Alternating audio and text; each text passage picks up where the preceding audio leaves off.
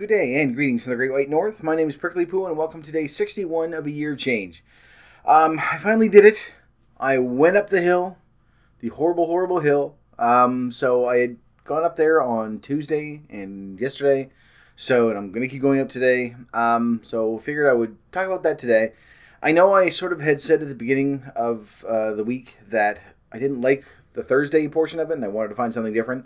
I just find it weird to sort of just sit here and talk about my progress for 15 minutes, especially where it's interspersed throughout the week and things like that. But today's a little bit different just because of the horrible, horrible, horrible hill. So, we will start with that. Just to give you an idea, this is what it looks like from the bottom. And when and this is what it looks like from the top as well. That is the view of the rough area of where I work. So, Monday I had off, so I didn't need to worry about that. So I was okay there. I was able to psych myself up. And then Tuesday, I just had something fly in my eyeball. Okay. And then Tuesday, I went and I thought, okay, this is the day I'm going to go. I'm going to go and park on top of the hill, walk my way down. Everything will be great. And of course, it was kind of drizzly out. And when I got there, there was a parking spot available for me pretty close to where I go in. So I stopped in there and I thought, well, I could probably do it at lunch. Normally what I'll do is on my lunch, I'll come out and sit in my car, and that's when I go on Twitter and Instagram and all my other good stuff. And I thought, well, I'll move it at lunch and I'll be okay then.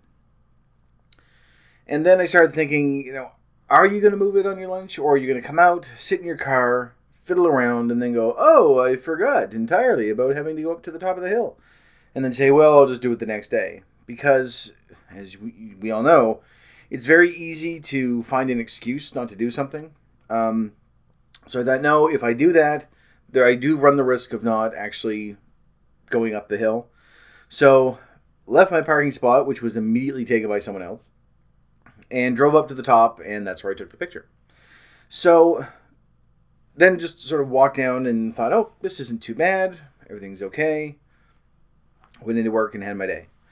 At the end of the day, I thought, okay, I was talking with friends and stuff like that, and I thought, I really got to eventually tackle this. So, I didn't really know if I was going to wait, till no one was around. I should actually go back. The very first time that I did the hill was about a month and a half ago. And it was shortly after I started the vlog. And it was, this part of the reason why I've been avoiding it for so long is that when I went up there the first and only time, it was so bad that it took probably 10 minutes to get to the top. And when I finally got up to the top, I was wheezing and, couldn't breathe. Just everything was burning. And I came home, and then even the next morning after I got up, so 12 hours later, my lungs were still burning. It was still coughing, when you have that lung burn. There's really no other way to put it. I don't have fleas, by the way. I'm just really itchy. There we go. And it stayed with me throughout the entire night and most of the next day as well. So that's why I've really been avoiding it, is that it was such a horrible experience, and I thought, I don't want to do this every single day, but I thought, no, I'll do it, I'll go up, things will be fine. So, I made it up, took my time, but I still made it up in about half the time that I did the first time. And it wasn't as bad as I thought it was going to be. So, this did happen. This is a horrible hill. I'm going to throw up and then I'm going to die. So, other than that, everything else was okay. By the time I drove home, which is like from the time I got to the top, drove down, went through traffic, everything else, probably about 10 or 15 minutes, I wasn't even out of breath anymore. So the treadmill is helping. I've been doing the treadmill for about 3 weeks now, and just this week so far, I've gradually started adding an incline to it. I'm not really adding more speed just yet, and I haven't hit 5K, and I know I was going to try to hit 5K first, but I've been looking at some different stuff, and they say studies have shown it goes a little bit everywhere, but there is sort of a general idea that increasing the incline can have a similar effect to increasing the speed. So this way I can still keep things down to, half hour, 45 minutes, and I can increase the incline. It's not by much, like 1% grade or whatever. So I've been trying to figure out how that works as an angle, just to give myself an idea. But how the grade works is that, say you had a 10% grade, then for every 100 feet that you walk, you're also going up 10 feet. So 10% grade is actually really, really steep. So if you think of it as a triangle, so 1% grade, after I did 2 kilometers, was it? No, I did 3 kilometers last night. So after 3 kilometers, then, well, I guess the best way to put it is I'm going up 30 meters. So about 100 feet, 99 or 100 feet vertically. So as I'm walking, that'll just sort of give you an idea as to the angle. There are converters out there that'll tell you, what the grade is compared to an angle. But the grade now, because I've been looking at it, makes a little more sense to me. Anyway, getting off topic here. So Tuesday, that was rough. Yesterday, when I went up, for some reason it was a little more difficult, and I think it's because I went up a little faster. I just walked at a normal pace. When I went up on Tuesday, I thought I'm going to take my time. Still not really walking how you would walk like across a parking lot, a little bit slower than that. But yesterday I walked all the way up, and it was a little bit rougher. But again, by the time I got home, I was fine.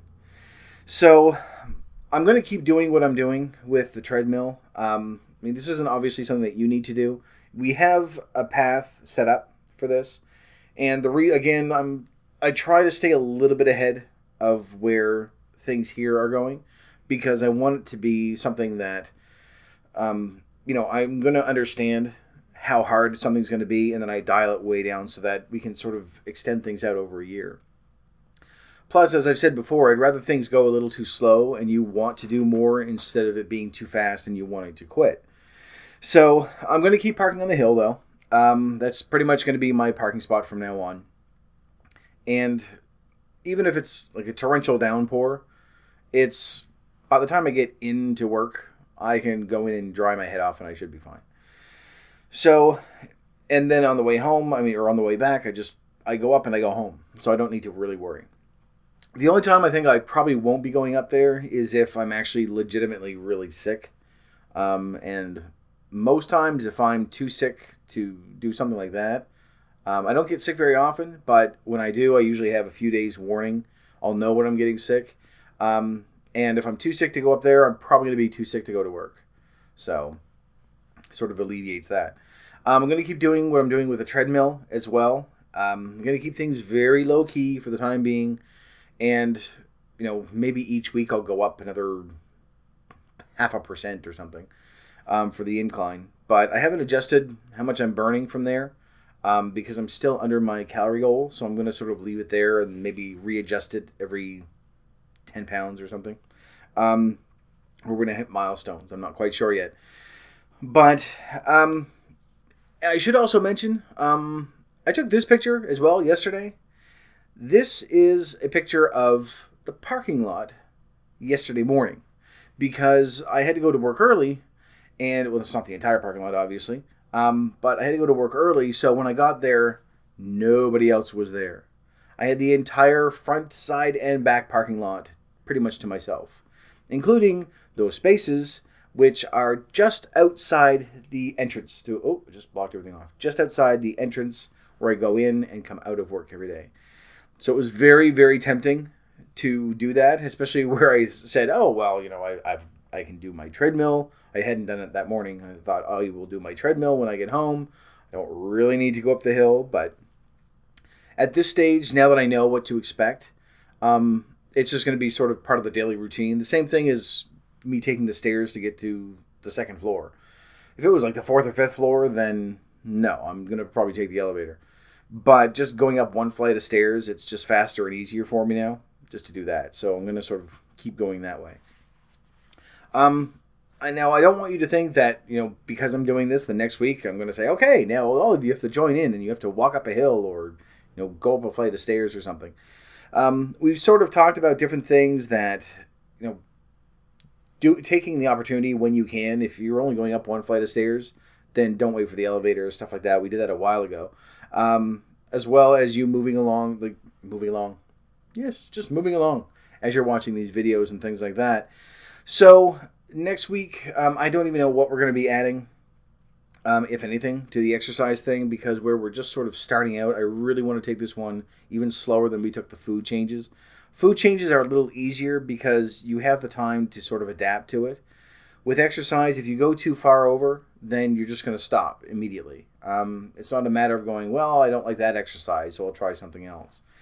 So just to give you a rough idea, once we actually do sort of really start into it, it's going to be something like, okay, you're just not being stagnant while you're watching the video.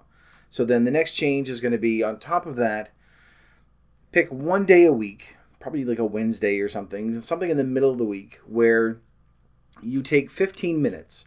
Maybe it's a break from work. Maybe it's 15 minutes just at some point during your day, and just do something.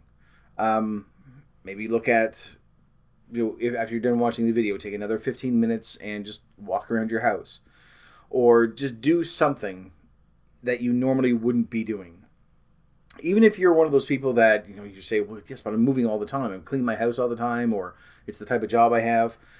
But just adding that little bit extra will make a difference. And then eventually we'll move on to 2 days. And then 15 minutes will extend out to 20 minutes. And then we'll move to 3 days. Stuff like that. It's going to be very, very slow, so that at the end of the year, I don't know if we're ever actually going to do more than 3 days a week. Just because if you're setting aside, you can if you want, but if you're setting aside like 5-6 days a week, unless you're training for like a decathlon or something, I don't think we're going to need to do that. I think that 3 days a week is good, depending on what your schedule is, that you can have a day, take a day off, do another day, have a day off, have another day, and then you have your 2 days off. That way, so that at least it's sort of spaced out, and no matter what we're doing, as I've said before, it's still better than the nothing that we're doing right now. So I'm going to keep doing what I'm doing, and we will sort of do updates as we go, and we'll make changes, things like that. We probably are still going to be making some food changes later on down the line, like I did yesterday with all the spices and stuff. Eventually, a few months' time, we're going to have to start tweaking our fat intake and sugar and carbs and what's the other one?